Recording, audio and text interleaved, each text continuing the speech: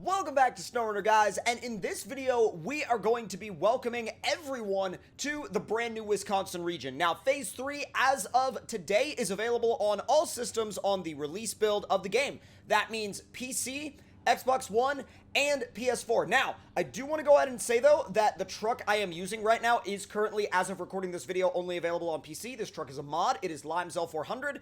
However, what I'm doing with it is I am using it as a way to illustrate some different features of the first map in this region to you all. So, again, this truck is a mod, and it has been submitted for console approval, but as of right now, it has not dropped yet, but that could change very soon. So, let's go ahead and go over some of the things that you need to know about Phase 3 and about this very first map, because there's a lot going on here. Now, I have done a few videos in the past, filmed on the public test server, about different features of this map, but seeing as it is, again, here on the release build, there are a couple of things that I want to really show you guys and walk you guys through to get you started and to help you maybe have a little bit of an easier start here from the beginning. So let's fire this thing up.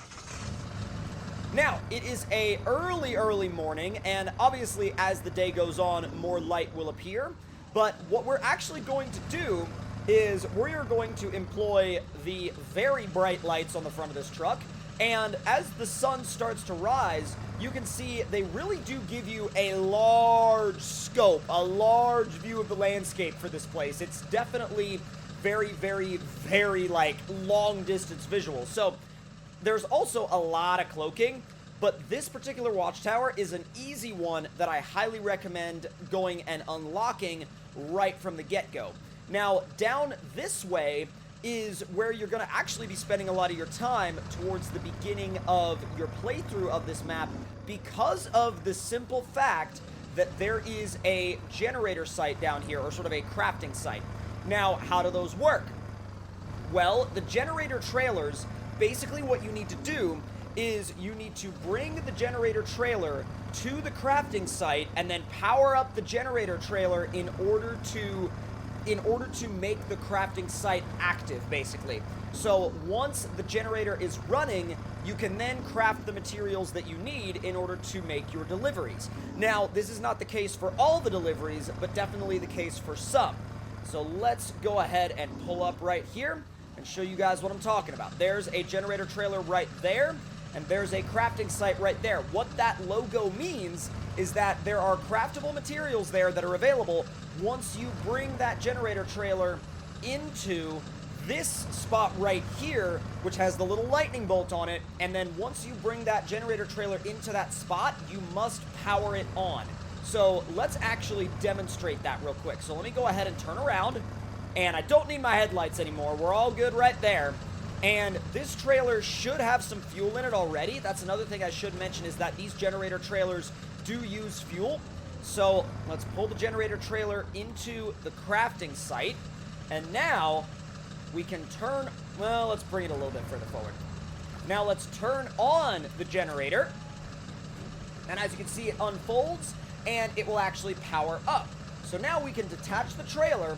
The generator trailer stays running, and if we come over here to the crafting site, we can open the storehouse, and now, as you can see, there are materials available to craft. Now, the thing with this, though, is that it'll show you how much fuel is required to craft a certain element, and then it'll show you how much fuel you currently have remaining in the generator. And as you scroll through, that amount may or may not change depending on whether it is cement or concrete blocks or concrete slabs or consumables or metal beams or what have you.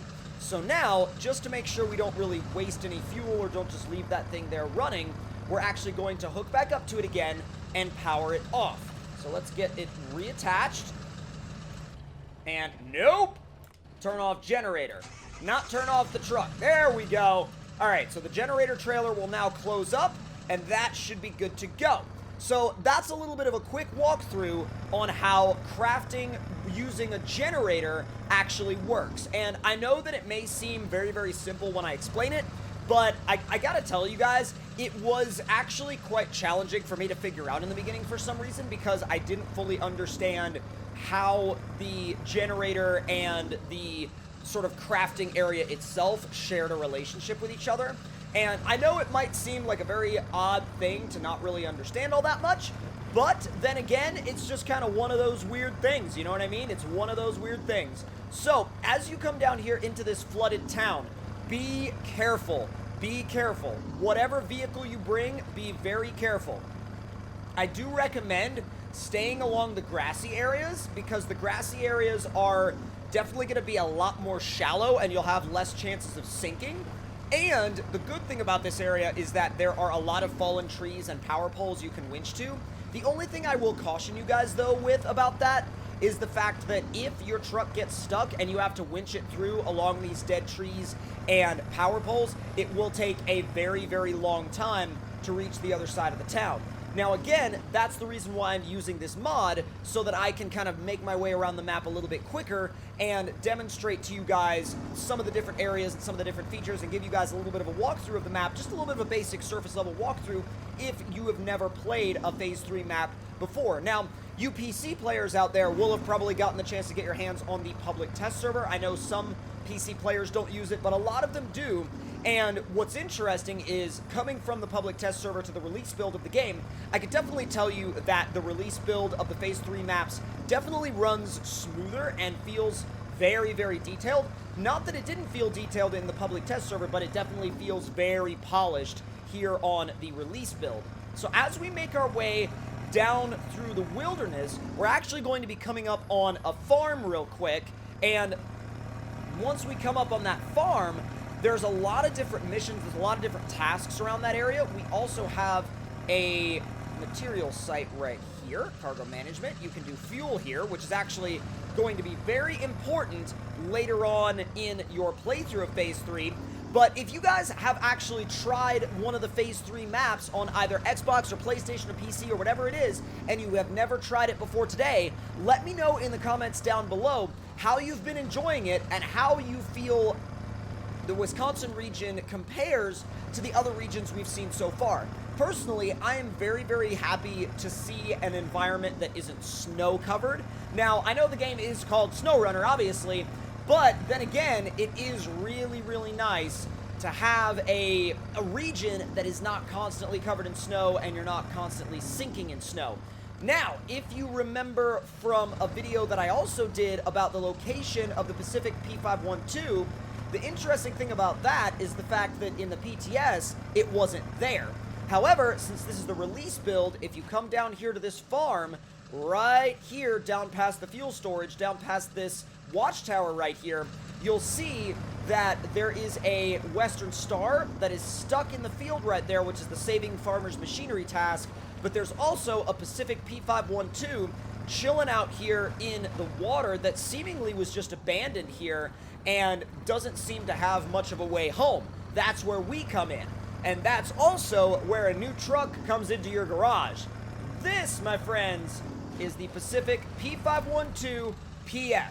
Now, unfortunately, this truck does not have an all-wheel drive option, but diff lock capability is available. So real quick, let's go ahead and stop the engine in our L400 or F350 and swap over to the P512 PF. It's very, very damaged. However, the nice thing about it is that since it's not task-based or contract-based, you can actually go ahead and recover it straight back to your garage and then customize it, and it's yours. It's good to go. Now, if we go into the customization, we do have one of the engines available, which is actually quite nice. And I'm going to go ahead and sell a bunch of those A12V 780s just to kind of recoup a little bit of my money.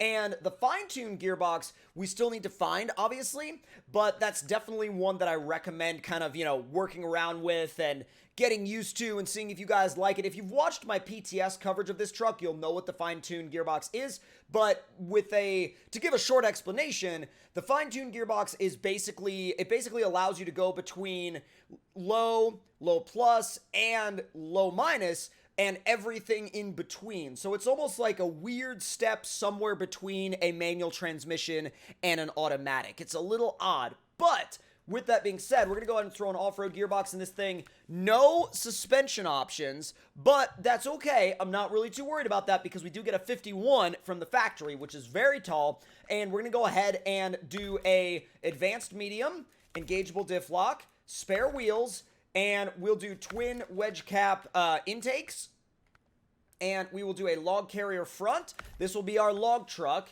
And actually, I'm going to get rid of the spare wheels because, well, no, I'm going to go ahead and get rid of them. Yeah, I'll get rid of those because that will allow us to have the LP4 log loader crane. So once we've done that, now we can also go ahead and rework the paint just a little bit. I love that red and white paint scheme. It looks so good. We're going to throw Beans on the dash, so he's good to go. We are also going to do, let's see, Pine Forest. And stickers-wise, we got a lot of them in here, but we're going to do the wolf right next to Beans. Just a little Beans motivation. And we will also do Park Where I Want. And exterior stickers, we do have some new ones here. Again, if you've watched my PTS coverage, you will have seen these, so I'm not going to spend too much time on these new stickers. However, I do think the addition of these new stickers is a really nice touch. So we're actually going to go with the winged mechanic. And windshield stickers, they are available. I'm not a particularly big fan of them on this truck, but I do like the way they look. And I think I'm going to go with the Sabertooth on the hood of this particular truck. So now we're going to go ahead and leave the garage. And it started to rain. Interesting. So let's go ahead and pull up to the trailer store. And we will go ahead and... Where's my log carrier rear? There it is. So now that we've got our Pacific P512 PF equipped with... I'm just going to call it the 512. I'm going to drop the P512 and I'm going to drop the PF. I'm literally going to just call it the 512 and that's going to be it. So also, you should be aware that a lot of your tasks will take place down around this area by the train station, and also down here to the left, just to the left, basically a straight shot down from the garage is a log station. So that's where you can pick up logs, that's where you can get your hands on. Whether you want to do log loading gameplay with the crane or you just want a quick load, that's completely up to you, but logs are available right down there.